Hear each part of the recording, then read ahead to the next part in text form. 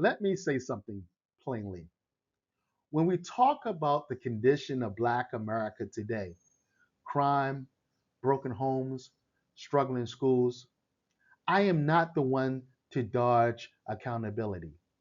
I am hard on today's Black culture. We must do better.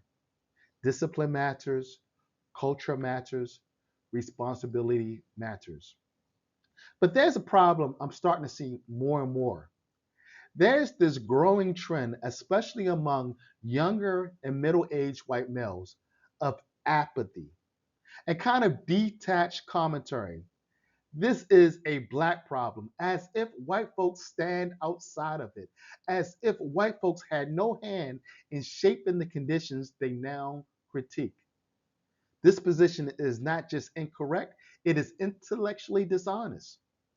I graduated from the Virginia Military Institute, and there we live by a simple code. A cadet will not lie, cheat, or steal, nor tolerate those who do. Not tolerate. That principle matters because tolerance is participation. If you tolerate wrongdoing, you are part of it. So let's talk history briefly but honestly. After slavery, you had Jim Crow laws, legally enforced segregation that was not hidden, that was voted for, enforced, and tolerated by millions. In the North, discrimination did not wear a hood, it wore a suit. Redlining, backed by federal housing policy, kept Black families out of wealth building neighborhoods. Banks refused loans, insurance companies refused coverage. Entire communities were boxed in. You had restrictive covenants, contracts that literally prohibited selling homes to Black families. You had labor unions that excluded Black workers from skilled trades, ensuring economic ceilings stayed in place. You had blockbusting and slumlords, real estate practices that used Black families as tools. They would scare white homeowners into selling cheap and then sell those same homes back to Black families at inflated prices without fair loans, keeping them trapped as renters and, in some cases, in predatory contracts. You had the uneven rollout of policies tied to the New Deal and later the Great Society programs, some of which, while well intended, contributed to dependency structures and, in certain cases, de incentivized family cohesion.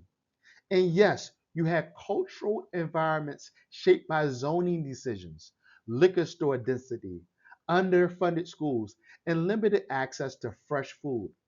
We now call them food deserts. None of this happened in a vacuum.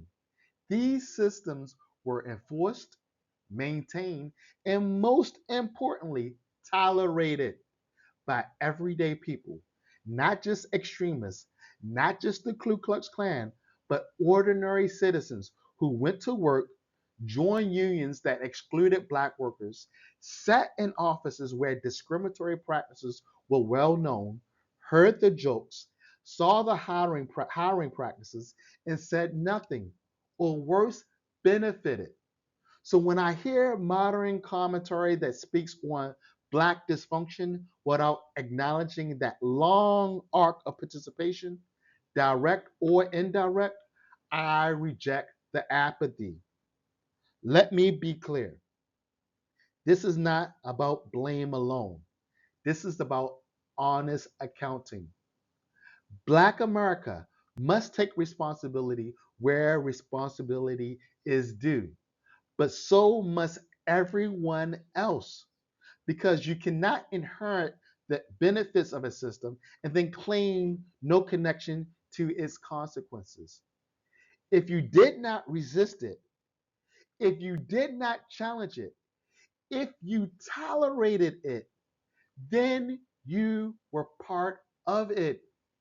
And that truth matters if we were ever to move forward with clarity, not comfort.